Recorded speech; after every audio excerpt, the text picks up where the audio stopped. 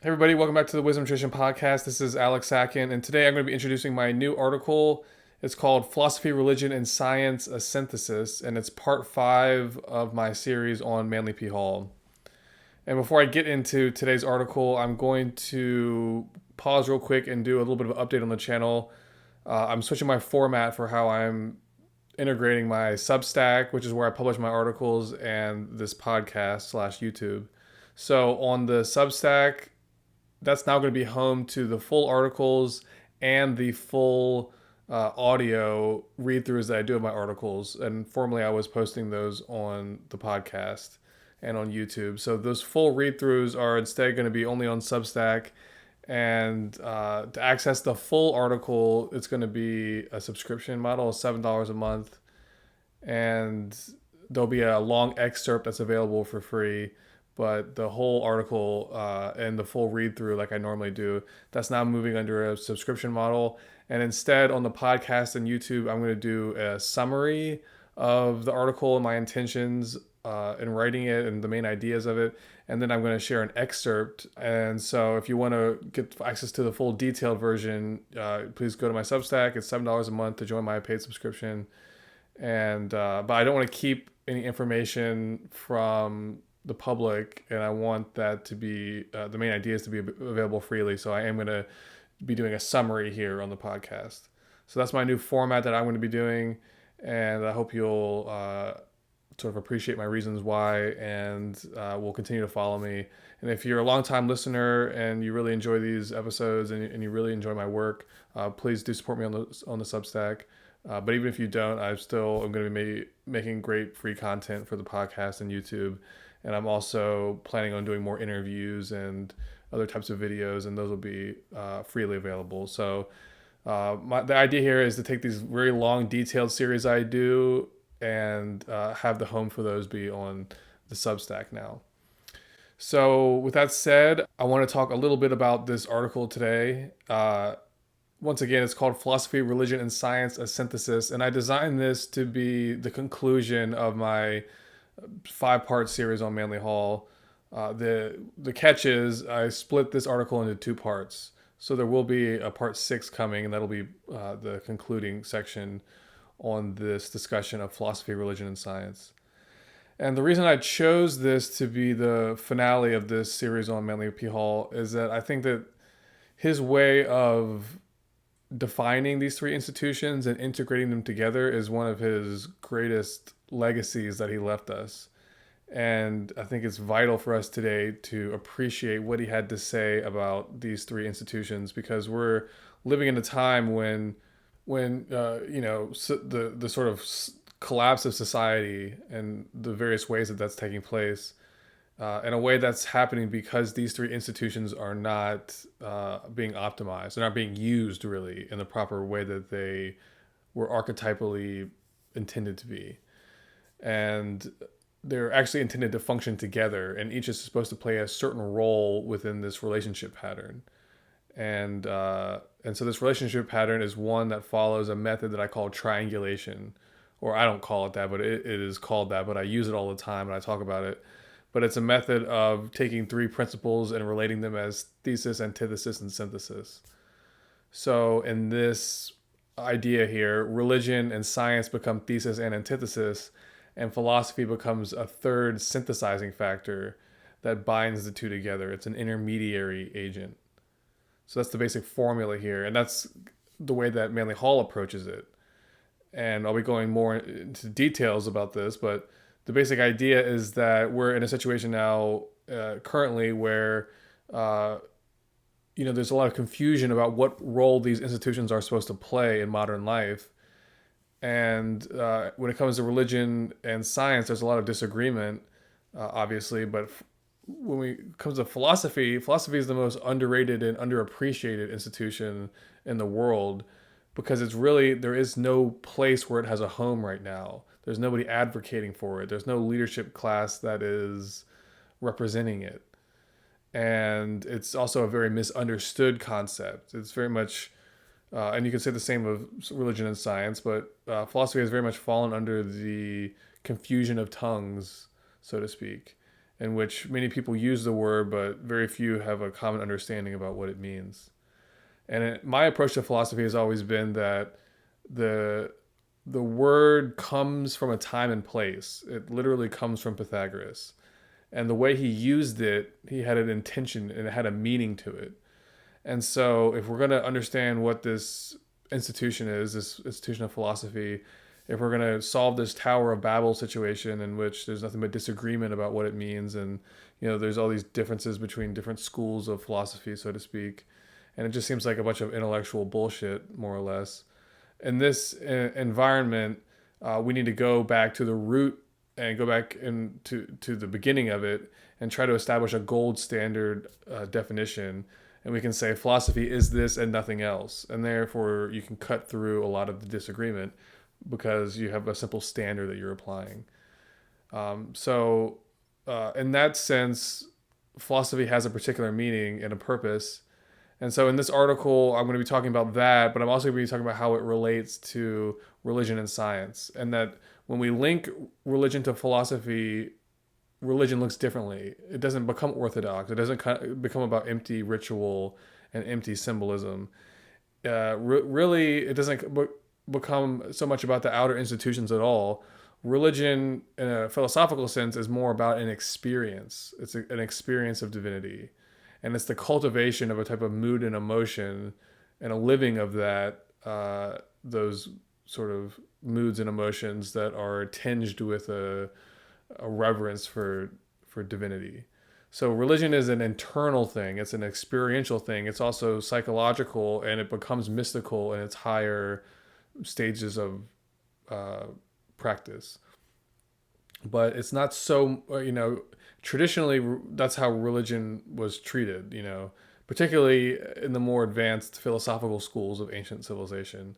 The mystery schools outwardly were orchestrating the myths and the rituals of the common people, but those same mystery schools inwardly, in their inner ranks, their inner initiates, they were practicing religion not as this outer myth, but as this sort of transcendent experience. That in the degree programs of initiation, you rise up and you elevate in consciousness, and you have experiences of the divine world, the same kind of divine beings that you're reading about in scripture symbolically and metaphorically.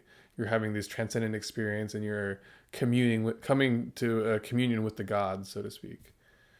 So that's religion linked with philosophy, and that's the proper role that religion is supposed to play. It's supposed to be this experiential thing, and not so much about the sort of outer institutions of it. And then when we come to science, science disconnected from philosophy is what we have today, which is this materialistic, very confused paradigm of science. It has, no foundation to it, and it just becomes an instrument of empire, essentially, or an instrument of competitive psychology. But actually, a philosophy of science is one that very much is in tune with religion, because in the philosophy of science, you're understanding that this thing that you're using science to study, this thing of nature, is actually a divine thing. And that, what we call nature is actually God in manifestation. It's the outer body of God. It's the anatomy and physiology of God. And so the study of nature through science, the method of science, is really intended to be something that is incorporated with religion and is somewhat reverential. And you're performing science not to gain mastery over nature, but to learn the laws and the processes of nature so as to come in alignment with them, so as to learn the law and obey the law. And the law is not just the law of scripture, which is what religion treats law as when it's detached from philosophy and science, but actually the law of religion is supposed to simultaneously be the laws of nature, because the keys to unlocking the experiences of religion, the higher mystical experiences, have to take place, they have to be released by a practice of, by a type of method, and that method has to follow a precision that is scientific. So there is a scientific aspect to the old mystery schools and the initiation degrees, that there's a precision and there's a reason why the the sort of mystical disciplines they're following are used because they have a scientific effect on the mind and the body. And so, science is intended to be this entity that's not separate from religion and philosophy, but that pairs with them. And so together, philosophy and religion and science are supposed to be a trinity. They're supposed to go together. And none of them can function coherently separate or independent from this trinity. So when we had the long periods of, just for example, in the West, Orthodox Christianity rising up and sort of dominating as a religion, they did so independently in terms of they cut off their links with philosophy. And back in those days, science had not yet been born as an independent institution, so it existed independent of science as well. So it became very dogmatic. And now in modern times, we have a similar type of dogmatism with science, that science is disconnected from religion and philosophy, becomes this very materialistic and dogmatic thing. And it really is unsound and ends up in a lot of confusion because it lacks the resources of philosophy because it's been disconnected from philosophy. It lacks the resources of philosophy in order to make its ideas coherent. And I think that's why we have this science that's highly fragmented, it's highly compartmentalized, it's highly fractured, is because it's a very unphilosophic science. It's a materialistic science. And so the challenge of our current age, or in a sense, the challenges that are manifesting all over the world are a reflection of the fact that these three institutions have broken apart and separated and become independent of each other. And in the article, I argue that for evolutionary reasons, this was necessary, that these things had to come out into active expression and express their anonymity. But ultimately, we can't have a healing of society. We can't have a move to a new age until we relink these institutions together. So this is one of the teachings that Manly Hall emphasized throughout his work. And so I wanted to highlight this in this concluding article on Manly P. Hall. I have a table of contents here. There's 4 main sections. The first section is called Philosophy, Religion, and Science, a Trinity. So I talk about basically what I talked about earlier, the fact that these 3 institutions are wed together and are intended to be so.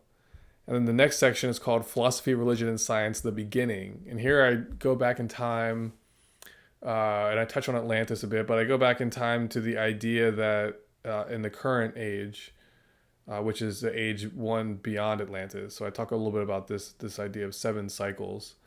And Atlantis was a cycle, and now we're in what's called the cycle of the Arya, which is the next cycle. And so this Aryan age, I talk about in esoteric philosophy, it's told that each of these ages, each of these cycles, there's a world cycle, a world change that takes place, but then there's also a change in the human form. So the human form has always existed. It's an archetype in nature, but it changes form in each of the 7 ages. And so in this current age, the design of present day humanity, which is a forward evolution of the earlier Atlantean design of humanity, that this progressed evolution took place through the incarnation of the Manu, is how they would put it in ancient Hinduism. But the Manu really represents the archetype of humanity. So in the beginning, before this 7 cycle pattern began, there was initially a concept in the divine mind for a perfect human being. And so over the course of the 7 stages, that perfect idea, that perfect thought that is held in the divine mind, it comes into an objective creation. And so at the full fulfillment of the 7 cycles, you're creating the objective image of this initial perfect subjective idea. And so the Manu, the incarnation of the Manu, really represents the expression of the idea for present day humanity, for the idea that beyond Atlantis, which was the fourth age, and this fifth age, there would be this progressed version of humanity. And so the perfect expression of this humanity that was to come about in this new cycle, the fifth age, was already is already embodied by the Manu. So before this cycle ever existed, the Manu as the perfect archetype of what we're to evolve into already existed. So this perfect image in the divine mind, it impressed itself upon this evolving creation, and that's how the evolution was progressed from Atlantis to this current age. So this is an idea of evolution that's very different than Darwinian evolution. So Darwinian evolution is all about material genes evolving, and it's kind of random and chance. And this is very different. This is more of like a divine intelligence, like the idea that there's an archetype, as Plato would put it, that is fashioned in the divine mind, and that archetype is projected onto matter and has to go through these 7 cycles in order to become the perfect expression of itself. So in the theology of Buddhism, this idea is expressed in terms of the notion that the Manu, or they would call the Manushi Buddha in Buddhism, but the Manu is this one ultimate archetype of humanity, and is the collective self of humanity. And so the Manu was created in the beginning, and the Manu then, as an already perfect creation, then projected its consciousness to become humanity evolving. And so how it does this is that it projects 7 extensions of itself, and these become the 7 Manus. And so these 7 Manus, there's one for each world age. And so each of these Manus becomes the father of what's called a root race. And so, Atlantis presumably had their own Manu, but the Aryan Manu incarnated when it was the time for the sort of Atlantean cycle had hit a certain stage, and it was time to wind that down and begin. Mankind was ready to, the human soul was ready to move into a next stage of experience. This archetypal idea, the Manu, impressed itself onto to a small group of people, a chosen people that were residing in the Himalayan regions. And according to Manly Hall, this group in the Himalayan that was oversold by this archetype and sort of modified to become the first Aryan humans, this was a group that had been led away from the Atlantean capital city and its corruptions by a sort of pious priesthood, group of priests who were like dissenting priests. And so, sensing the corruptions, they left and went basically halfway around the world. And in their remote region of the Himalayas, with the protection of the mountains and such, they were protected and insulated from the deluges, essentially. And so these are the people who then repopulated the earth, so to speak, after the deluge. It's a little more complicated than that, but that's the basic idea. And so the institutions and the physical and psychological changes that came about with this new archetype coming in and modifying these old Atlanteans into this new pattern, that represents that's the incarnation of the Manu. And the Manu incarnates through his threefold method. So first, there's the Manu incarnates through his 7 teachers. So there's this idea of a septenary. And so the 7 teachers, or rishi, is very much an imitation of, on a macrocosm scale, God moving into creation through the 7 gods. So the 7 rishi become a reflection of the 7 gods, and the Manu becomes a reflection of the sort of universal self, behind creation. So the pattern, this archetypal pattern repeats. So humanity is the microcosm of the world as a whole, essentially. So the creation story of man very much mirrors the creation story of the world, and that's intentional. So the Manu reveals his teaching, or each of the 7 Manus reveals their teachings through the 7 rishi, which are sort of like bodhisattvas in Buddhism, you would call them. And then these 7 teachers become the founders of the mystery schools.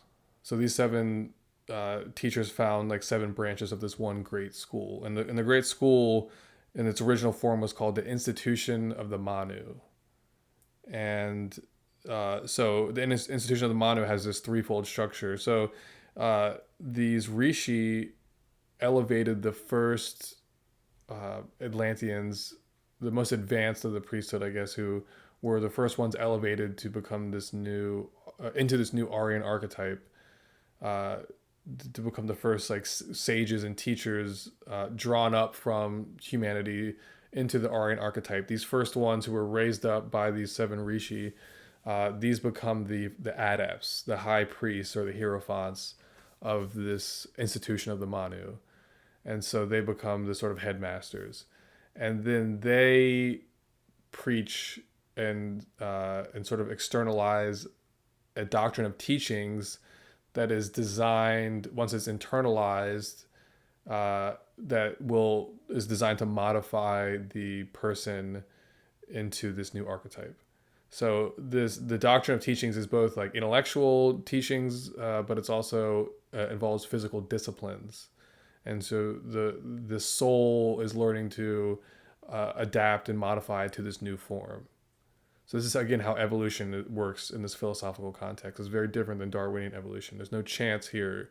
It's all consciousness and mind as the primary factors, and the idea that the physical Earth is an outer reflection of a transcendent archetypal sphere. And so these is how these two realms relate, and this is driving evolution. The interaction between archetypes and developing forms, which are moving towards an expression of the archetype.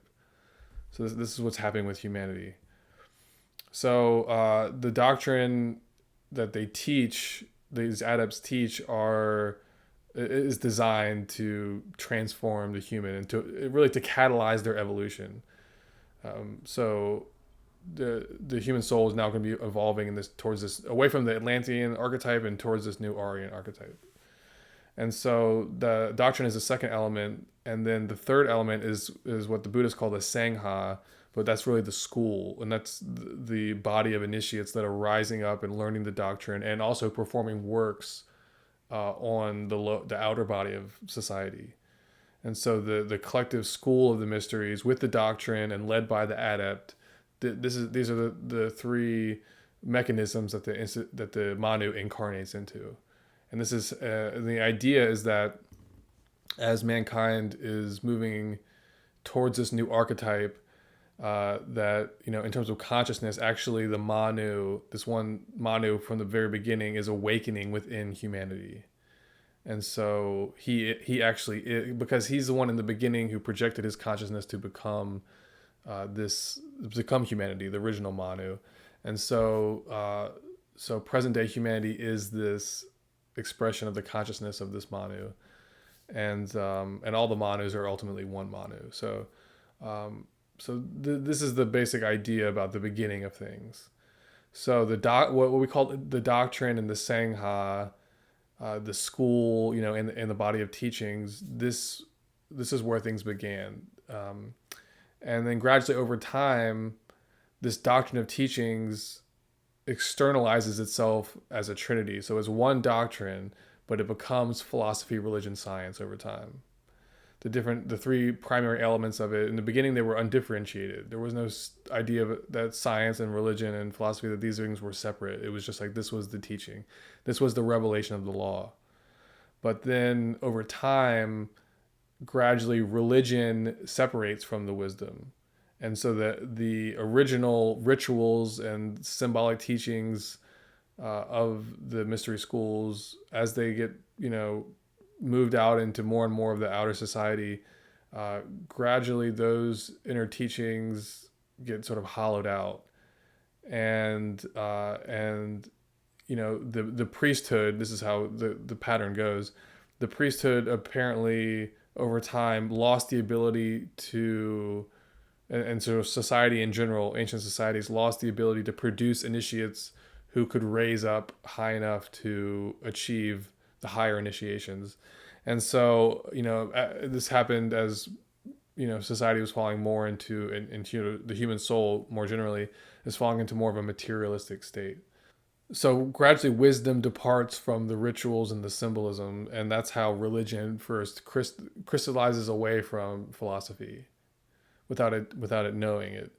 And then so the ancient teachings, the more philosophical aspects that are designed to evolve the soul, the keys to the rituals, the keys to the symbols, these gradually fall away and are lost to awareness. And so the rituals of religion become separated and sort of independent. That's the beginning of religion separating itself.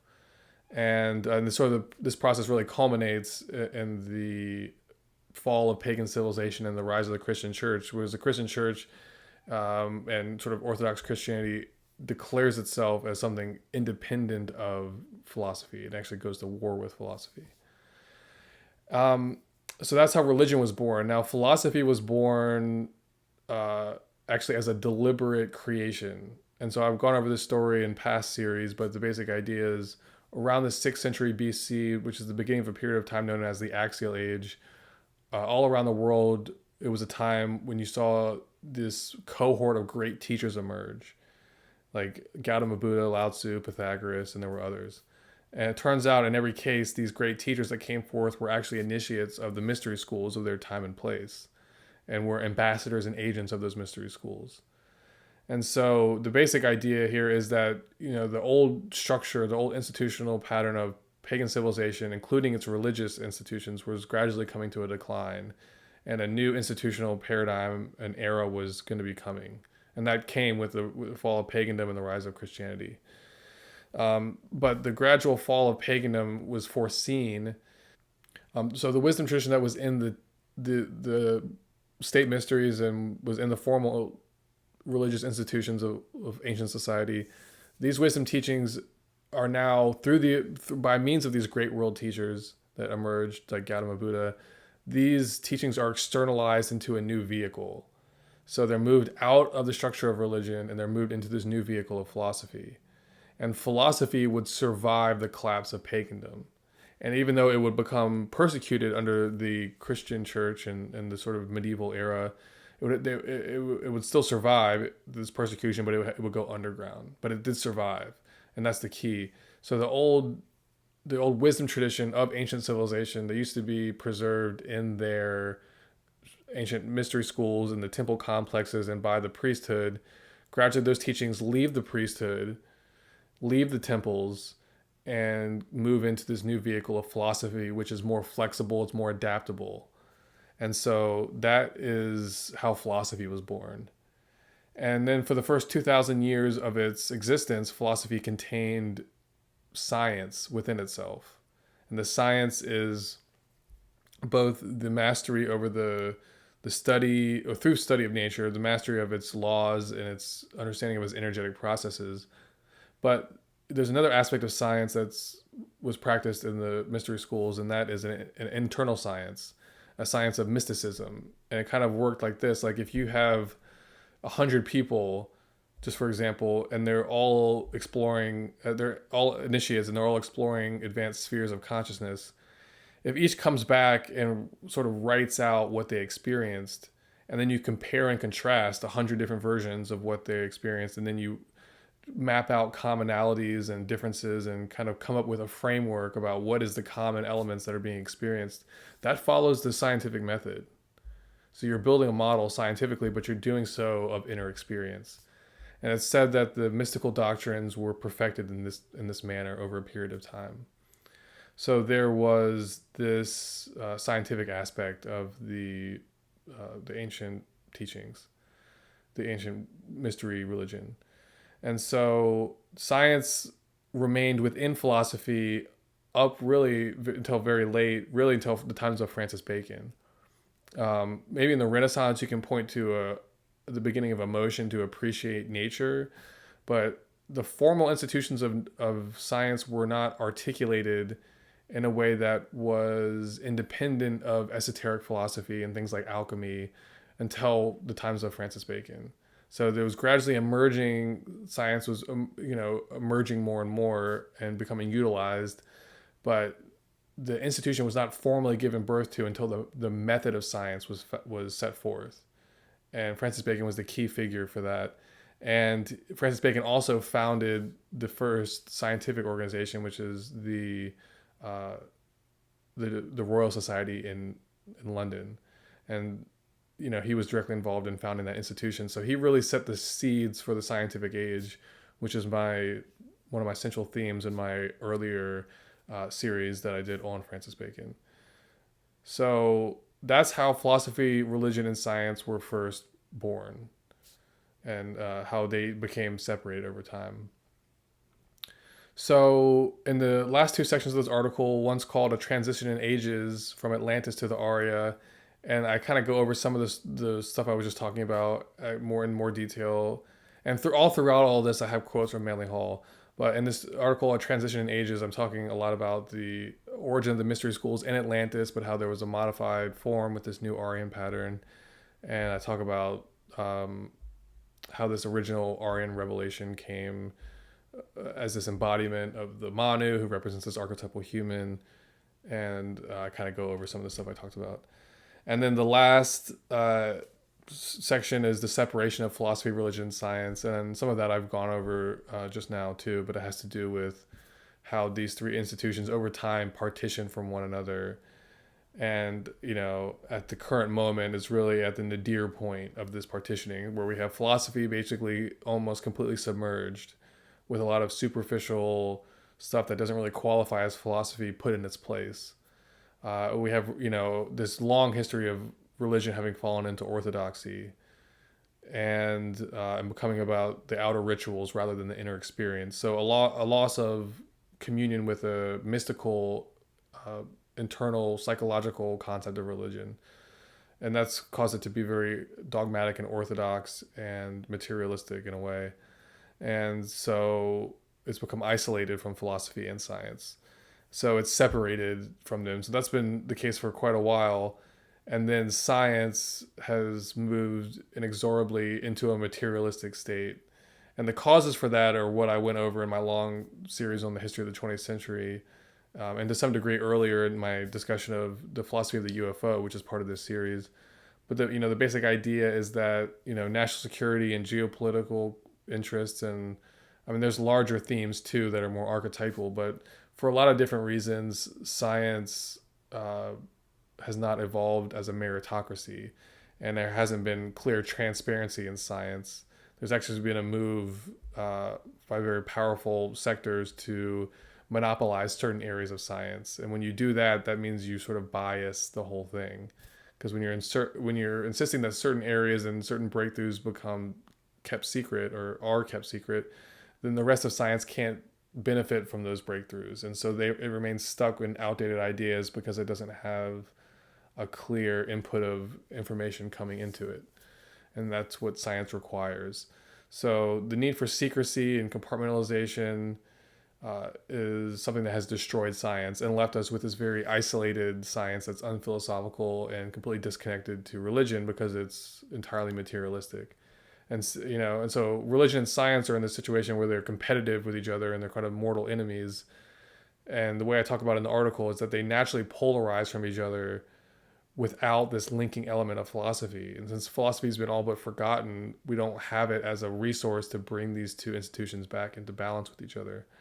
So that's kind of how I end things in this article, as I talk about how as we're sitting on the cusp of world civilization with sort of societal collapse happening all around, the great leap that we need to make is to bring these three institutions back into harmony with each other so that we can solve the confusion about religion. We can bring science back into a foundation that's not materialistic and is actually sound philosophically. And then we can resurrect this institution of philosophy and give it its proper role, which is really to facilitate the advancement of human evolution, because philosophy is about coming into alignment with the law. It's a method, it's a discipline that you apply, but the goal of it is a correct alignment and orientation with this idea of the law.